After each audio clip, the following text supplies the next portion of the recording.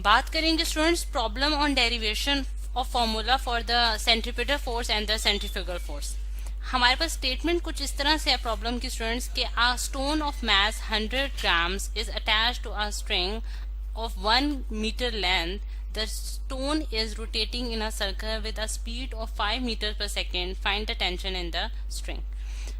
अब इस स्टेटमेंट को अगर हम विजुअलाइज करना चाहते हैं स्टूडेंट्स, तो उसके लिए मैं आपको एक डायग्राम दिखाती हूँ कि हमारे पास जिसमें हम एक मैस को एक अटैच कर लेंगे एक स्ट्रिंग के साथ और वो सर्कुलर मोशन जो है वो एग्जीक्यूट कर रहा होगा। जैसा कि यहाँ मैंने आपको ये फिगर यहाँ पेश कर देते हैं स्टूडेंट्स। यहाँ आप देख सकते हैं कि हमारे पास मैस है और उसके साथ हमने एक स्ट्रिंग अटैच किया है। ये मैस जो है ये हमारे पास 100 grams का है, ठीक है। 100 ग्राम का हमारे पास मैस है और जब हमने उसको एक स्ट्रिंग के साथ अटैच किया है, ये उसका अगर मतलब कि ये पॉइंट है जिसके साथ हमने उसको पकड़ा हुआ है और अब जब हम उसको रोटेट कराएंगे तो वो एक सर्कुलर पाथ जो है वो फॉलो कर जाएगा, जैसे कि यहाँ डॉटेड लाइन में शो किया गया है। अब अगर हम देखें स्टूडेंट्स कि हमारे पास वो कौन सी ऐसी फोर्स है जो कि हमें सर्कुलर पाथ में बॉडी को मूव कराती है, तो वो हमने पढ़ रखा है कि हमारे पास वो होती है सेंट्रीपिटल फोर्स और उसकी जो डायरेक्शन होती है वो towards the centre of the circle होती है।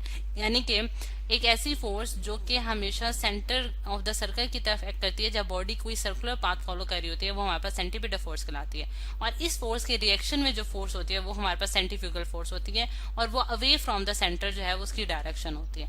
अब यहाँ से अगर मैं स्टेटमेंट का डाटा बनाऊं स्टूडेंट्स, यानी कि डाटा अगर हम इसमें से निकालें तो हम देखते हैं कि हमारे पास मैस जो है वो हमारे पास क्या है 100 grams का मैस है हमारे पास और हमारे पास स्ट्रिंग की जो लेंथ है स्टूडेंट्स वो 1 मीटर है, ठीक है।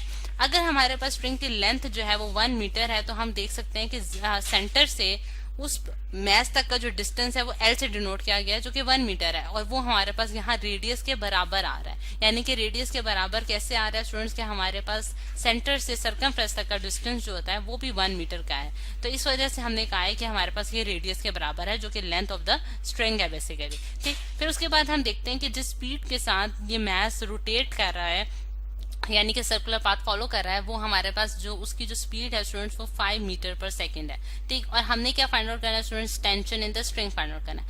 अब जैसा कि हम देख सकते हैं स्टूडेंट्स फिगर में कि हमारे पास जिस स्ट्रिंग के अंदर टेंशन पाई जाती है यानी कि स्ट्रिंग जो खिंचाव महसूस कर रहा है वो हमारे पास बेसिकली किसके बराबर आ रही है, सेंट्रीपिटल फोर्स के बराबर आ रही है। यानी कि जो हमारे पास सेंट्रीपिटल फोर्स जो कि बॉडी को प्रोवाइड किया जा रहा है वही बेसिकली हमारे पास टेंशन इन द स्ट्रिंग है।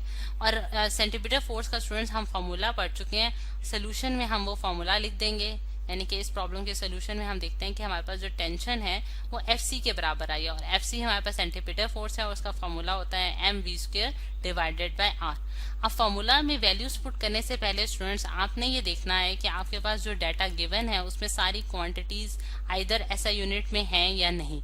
अब जैसे कि हम देख रहे हैं कि हमारे पास जो मैस है वो ग्राम में दिया गया है और ग्राम हमारे पास ऐसा यूनिट नहीं है और ऐसा यूनिट जो है वो हमारे पास मैस का हमारे पास क्या है केजी और केजी में इसको कन्वर्ट करने के लिए हम क्या करेंगे, इसकी कन्वर्जन करेंगे जो कि हम जानते हैं कि 1 kg जो है वो हमारे पास 1000 grams के बराबर आता है। और जब मैं इसको यानी कि 100 ग्राम को डिवाइड करूंगी 1000 से तो मेरे पास क्या आंसर आता है 0.1 kg, ठीक है। 0.1 kg हमारे पास स्टूडेंट्स का आंसर आ गया।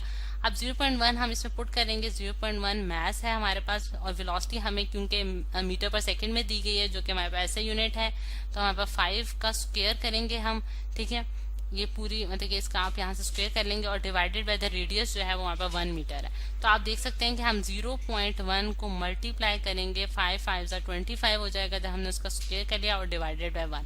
तो हमारे पास जो आंसर आता है स्टूडेंट्स वो क्या आ रहा है, टेंशन का हमारे पास आंसर आ रहा है इसको बेहतर करके लिख लेते हैं स्टूडेंट्स 0.1 को जब हम मल्टीप्लाई करेंगे स्टूडेंट्स 25 से तो हमारे पास क्या आंसर आ रहा है 2.5 न्यूटन का, ठीक है। तो ये है स्टूडेंट्स हमारे पास टेंशन इन द स्ट्रिंग जो कि हमने फाइंड आउट किया और इसका क्योंकि ये भी एक फोर्स है तो इस वजह से इसके यूनिट्स जो हैं वो हमारे पास न्यूटन्स में आएंगे।